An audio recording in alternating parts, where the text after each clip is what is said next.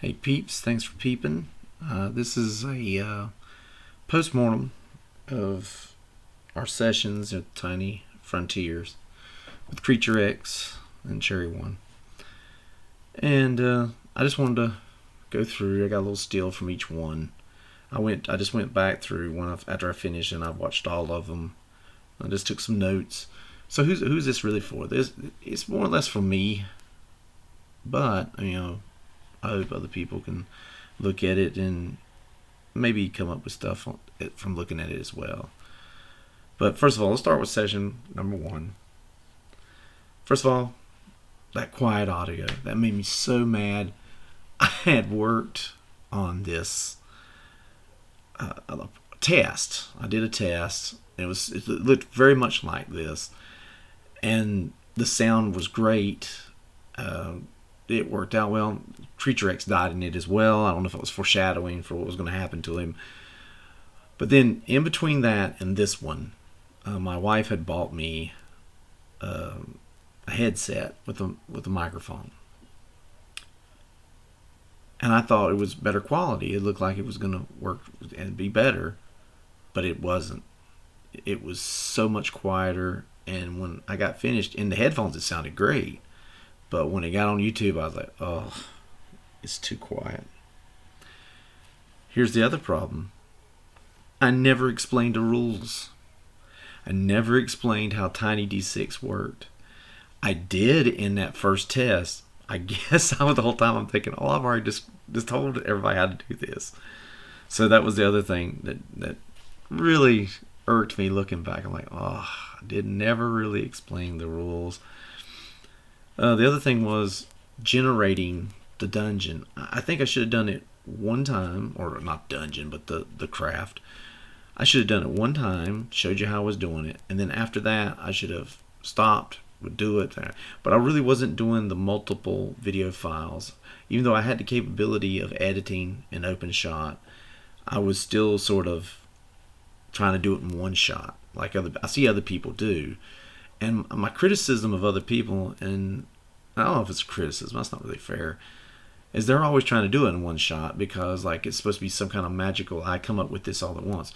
Well, I try to be upfront with you. I'm stopping to think about something. I'm piecing things together so I can make something that's, to me, works better, looks better.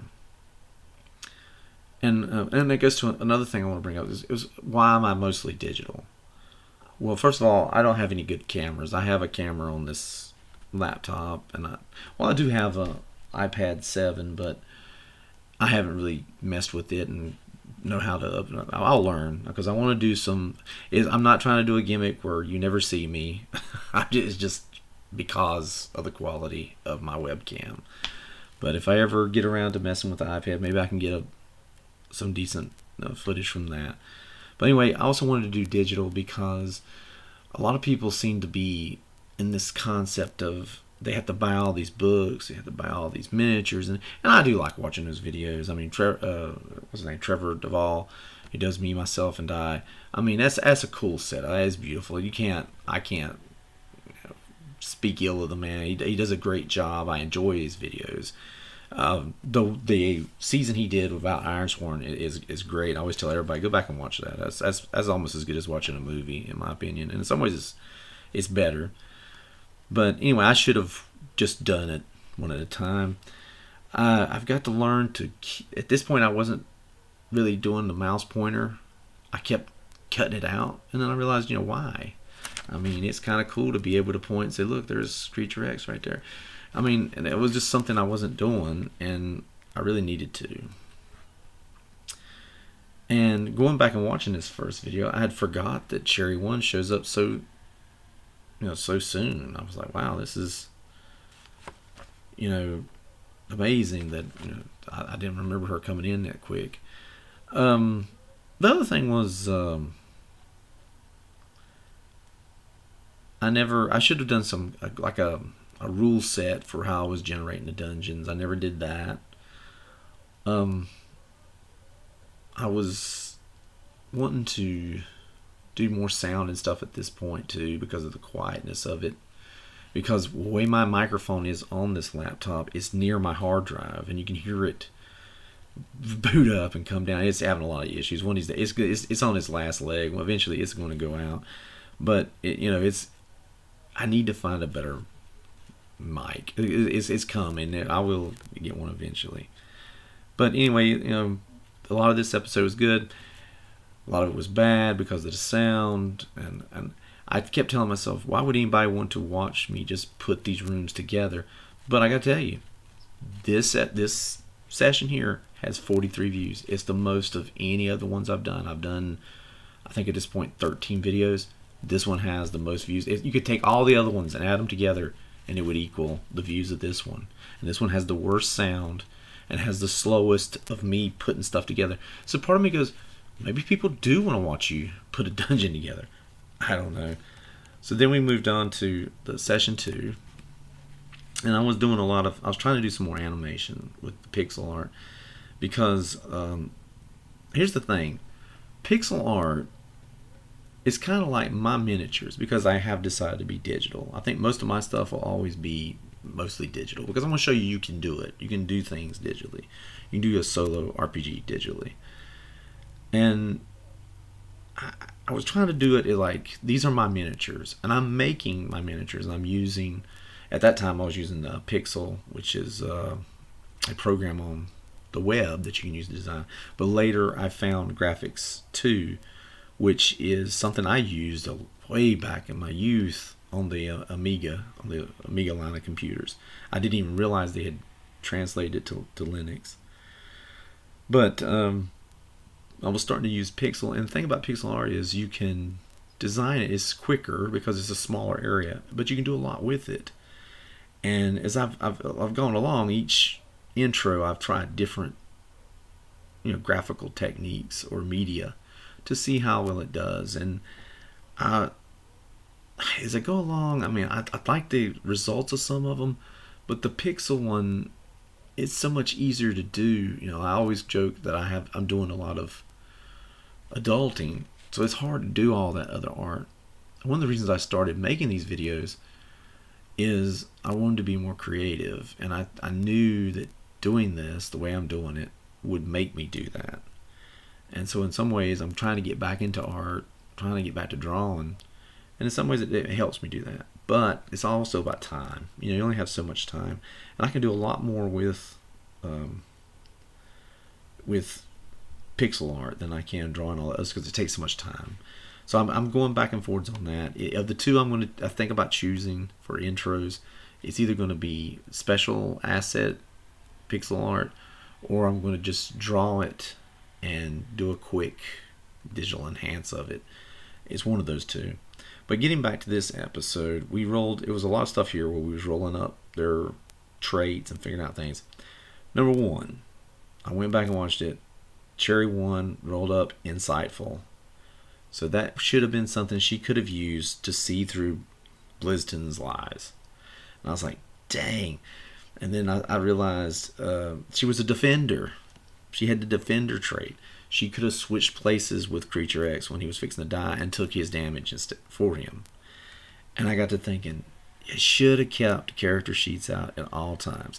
So in future sessions and other games, I'm definitely I'm going to print out those character sheets and have them sitting right here beside me so I can see them and know what's going on. Or better yet, I might put them on the iPad and have the iPad hooked up so I can just look over and see what's going on, because that was really so stupid to forget all these things. Also, this one used a lot of having stuff on the desktop, jumping between it, which I think is something that I should really brought forward, because that's part of the great thing about being digital. You can jump between things quickly and have stuff written out and look at it. I think the convo chart thing worked pretty good as far as trying to build the bonds. That's kind of Stardew Valley is one of my favorite games of all time. It's in my top 10. And I always like the whole idea of communicating with someone and building a bond with them and giving them gifts and all that kind of stuff and building a friendship with them, or an Animal Crossing as well. But I kind of want to make a chart like that for all of my sessions, my solo sessions. And I have in the past where I've done on my own without a video, where I've done Wonder Home. I had a kind of a conversation thing. I was using like a tarot card kind of concept to build up their relationship. But anyway, I'm going to redo that one. In fact, on the next thing I'm going to is going to be Caltrip, and this uses one D4s, so I got to figure out a way to use D4s to create that bond system and all that. I'm going to get it. I'm going to work on it.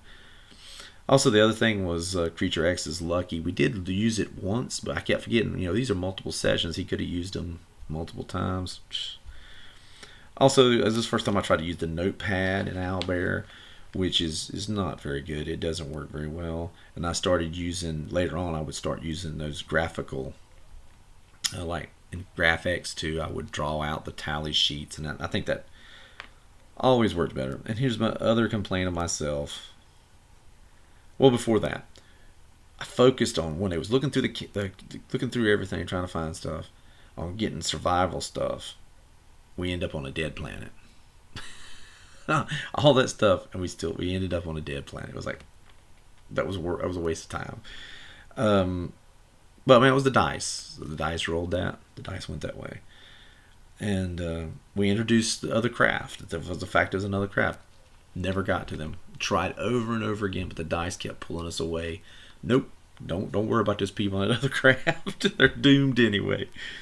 And the other thing, the big complaint, is I go watching through all these videos. I never allowed enough time for an outro. I'm always blah, blah, blah, the guy and gone. I think I inherited that from Daniel Davis from Dungeon Dive. He's kind of that way. I don't know if I'm picking it up subconsciously. I don't know. But I always notice he's quick to get out. He's like gone. Then we went to session 3. This one had the a pixel art animatic at the beginning. Like I said, I think it works a little bit better. Started trying to work on that opening phrase. We did the Wonder Home trait roll up. I do love Wonder Home's traits. I think they're good. And I think Nervous worked well for Cherry 1. But we never really got to use the invisible trait, the mitting, because at one point I didn't know if we was going to end up with him bringing her to that planet to get his buddies out, and then maybe there was where she could use it. I had all these ideas. As I was doing the game, I wasn't really trying to write a script for it, but I was trying to help facilitate, like threads. Like that was something they do in the Mythic emulator. I had like threads and ideas, and I was like, oh, that one's got shot down, or this one's going to make it, but we never got to there.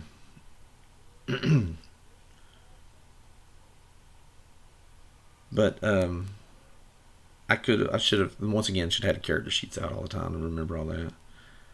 The remember idea come on this session with the idea of rolling to see if they could remember, which is gamified it, which is something like Geek Gamers and a couple other people, Dungeon Dive, and they talk about bringing game mechanics into your solo RPGs, and that's a good idea. It does make it more fun. It means you something to focus on. Also, I think the Alone in the Dark icons, those are great. I mean, I thought maybe they would be too violent because since they're come from Blades in the Dark, but they can still work with everything else. I mean, it's according to what you read into them. And this was the first time, by the third session, I was coming up with the idea of, let's put the dice out, then roll them. Clear them out when you go into another person's roll, and put the new dice out and roll them. Because too many times I was subconsciously cheating. And I was like, it's better to go through that sequence to make sure you're rolling each time. And also, when we did the first time we did it, it was the wrong icon on that Alone in the Dark. It was I read the wrong symbol. But I mean that got us to bunker. I would hate to have lost that because that was a major part of Cherry 1's story. Then we also had the thing with Creature X being a hunter. It never panned out. That was another thread that never came back. I guess you could consider him a hunter because he was being used to hunt down the Malzahn and kill them. So, and we never really get to know why. Why did he not kill Cherry 1? Obviously he was a soldier that the Neekin were trying to kill off the whole cat and mouse thing. But that was the best things we got out of that one. And then there's session 4. we're doing a digitally enhanced animatic. I liked it, but it took so long. Doing the animation in Krita and trying to do the layers and moving them, it took so long. It was fun, but I mean, it really took a long time. Also, here's the other thing: save. We kept coming back and forwards to this. In Tiny Dungeon, it clearly states that you roll two dice when you get down to 0 hit points. You roll two dice to save. If you don't save on that one, you get one more chance to roll one. Technically, the same is true in Tiny Frontiers. It's just it's not written in that section like it was in Tiny Dungeons. It's later on in combat it says it again, and I didn't know that until the last session. I went back and was reading through it, and I was like, oh, look, see, Creature X might have lived, but anyway, it did happen for him here. Then once again, this was one I should have made the mouse visible. That way I could have pointed out where they was going to end up. I should have laid a grid over this. I mean, since we was going to be doing, I already knew ahead of time I was going to drop the ships out, put them out. Like I said, I'm always going to be transparent with people that when I'm stopping to think about something. And this was one where the Alone in the Dark icons really did help out. And there was a lot of logic and puzzle solving in this one about the door. I liked how that worked. I always think that works a little bit better than combat. I kind of agree with a lot of people. Combat can be bogged down sometimes. It can make it slower. Some people like it. Sometimes I do. There's a guy named Mage Hammer Game and Table or something like that, and he does stuff, and it's kind of fun to listen to him. I'll put him on in the car and be listening to him play the games, and it's kind of like a play-by-play. It's almost like listening to a sporting event, really, except it just involves swords and laser guns and stuff. And then we got to this was session 5 where we did a full-on. This was actually the one where we had the intro, the animated intro that took us so long. The other one was just a digitally enhanced. And we were starting to finally do a good chunk of stuff in graphics too for the backgrounds. And I started staying with this. In fact, in my own Friday games, I'm going to start using graphics too to design the boards. The whole door sequence was funny. The fact that Creature X with all this trouble to close the door, and then I'm like, duh, the robot, he runs this place, he can open the door right back up. I love that one. By this point I remembered in Tiny D6 you have 2 actions, and one of them could be moving, one of them can be attacking, both of them can be attacking. If you attack twice, the other one is at disadvantage. So that was always a possibility. Did never remember that. The save, this was the save test was done falsely. Like I said, it's hidden in somewhere else. I was like I was finally doing evade in this one. But anyway, yep, I let Creature X die. I mean, I always said when I was going to do these, I was like, if the protagonist dies, then the story's either over, or if there's someone else there, they can take over. I've always had that in mind whenever I was going to do these. And then finally, we come to, well, not finally, but we came to session 6. And this is the first time I did a title intro. That was a lot of fun. I figured out how to do it in Krita, and then I can just go back and change out the number of the session and recapture it. Also going out and finding the music, which is by We Free, at least that's the name of the YouTube channel. I wanted copyright free stuff. I didn't want to cheat nobody. The little scratch out, I thought that was cool. It was like telling you, hey, this is really becoming Cherry One story now. This one was straight up real world media. In other words, I just drew it, scanned it, maybe enhanced it just slightly, not majorly. And I have mixed feelings about it. It was a little bit quicker than doing the digitally enhanced stuff, but I don't know. Also, in that, who was the figure? I mean, that's a problem. I mean, Blisden, it wasn't Blisden, but it was Blisden, right? He was the one controlling Creature X. So if I could retcon it, I guess I could say that Blisden was projecting himself into the suit. That's the only thing I could come up with to work that. The whole tag thing was kind of cool here, that she ended up with Creature X's tag, so we could kind of keep calling it, Creature X, Tiny Frontier Solo. Also, let's talk about the poor Tribots. They were just doing their job. They were trying to stop anyone from releasing Blisden, right? So they were just doing their job. The evade run was cool here, where she kept evading. The save run, just as funny that she kept doing it. And then we move on to number 7. No graphical intro. The time was at an essence there. I didn't have hardly any. I have, by this point when I was going back and watching them, I was like, man, I didn't realize I used that Alone in the Dark so much. But it is a good one. The dialogue was good in this one. To be honest with you, 7 might be one of my favorite of the 9. Blisden appears. I mean, this is in the screenshot here. We can see him, he appears. I mean, he's just gaslighting the heck out of her. I mean, almost from the beginning, I wasn't even meaning to make him villainous, but it was almost like I was projecting that on him.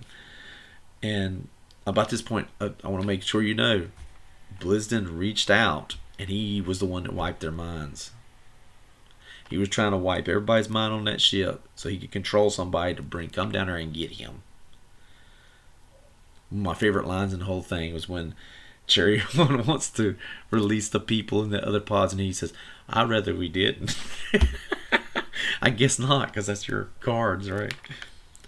And there's 8. Once again, no graphical intro. And actually, I don't know if you notice in this background, but usually I'm putting them together almost like Nintendo style, maps. But this one, you can see where I kind of drew it out and kind of made it's more curved and shiny. I kind of like that. I probably will do more of that in the future. The tally sheets I'm starting to use to draw them in graphics too. I think that works better. I probably will in the future set up Krita with that tally sheet set up, and I'll type it in, I'll render it and put it back into Owlbear, stop and put it in Owlbear, so we can keep that sort of good visual there. And this is the beginning of her, her moral dilemma. I mean, she understands what capability Blisden has. I mean, I think at this point she's already figuring out that I'm gonna have to kill this guy. There's no way. If he takes control of me, I'm done. And the whole thing with the wand and the crown coming up in the along the dark icons, it was perfect. I mean, it was like the minute I saw it, I said, yes, they were guards. They were guards on that ship, and were going to come close to that planet, and he wiped their memories and was trying to get somebody to come down there and release him. And I was like, that's perfect. It was perfect. DICE came up with something great there. And then finally, the final episode, probably one of the shorter ones. I had planned to go to 10, but I felt at this point it was pretty much was wrapping itself up. I did, for the final one, I said I'm going to go back and do some digitally enhanced images. I think they look decent. I'm a little iffy about the third one, but other than that, I liked them, especially the one with the Cherry one, or Mara, with Mara crying. I liked that one a lot. And I think it wrapped up well. It is a moral dilemma. I mean, she killed him. He was prone. He was, I don't want to use the word defenseless, but he was kind of defenseless. And she killed him. And I don't know how she's going to deal with that, because she is actually a pretty good person. Even the Dharman are using kind of non-lethal methods of keeping prisoners down and everything. But he was too powerful. What are we going to do with him? I mean, this is kind of interesting stuff. And this episode, the dice were in our favor, because like I said, I was planning to go to 10, but the dice, every time she made out, were great with the dice. and I think it wrapped up pretty good. I enjoyed it. I don't think I've got the views that I wanted. I know it is hard on YouTube to get in.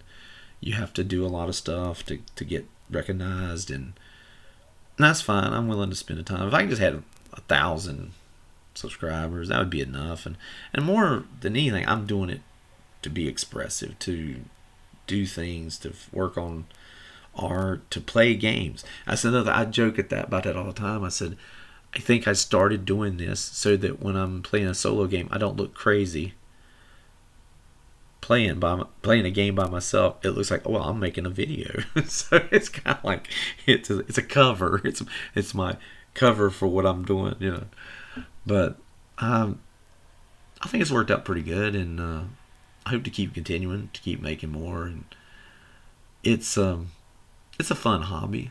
It incorporates so many things. It's creative writing, it's gaming, it's art, and it's interaction and thinking. I mean, it's a great hobby, and it's cheap, and that's what I'm trying. That's what I'm trying to show people. You can do this digitally. You don't have to buy miniatures. You don't have to buy a ton of books and stuff. You can get things digitally. PDFs are expensive, but sometimes, hey, people have these sales, and you get all kinds of stuff. Like there was a sale not long ago for non-OGL products, and in there was Tiny Dungeon, which is the same system that Tiny Frontier is using, and it was like $20 for like 10 games. I forget how many it was. Maybe it might be 30 for like 10 games there towards the end, but it was, you get a lot of stuff that way, and there's so much stuff. And in fact, what I was telling you, we're headed towards my next group of sessions is going to be using Caltrip, which uses 4-sided dice, and it's a very inexpensive product that you can get off of itch.io. I mean, very inexpensive. And I'm going to hack it. I've still got to write it and hack it and fix it the way I want it to do. And I'll come forward with more of what I'm fixing to do with that. But anyway, if you listen to this, I appreciate it. Just to hear me talk. And at the end, in the comment section, if you've got any other ideas, I've already had one about maybe making more like a background music, ambient music. I think that would help because it would get rid of this hard drive sound that comes up and down all the time. And sound effects. I need to work on that. Anybody knows any place I can go get some cool sound effects to use, then that would be neat. That'd be interesting.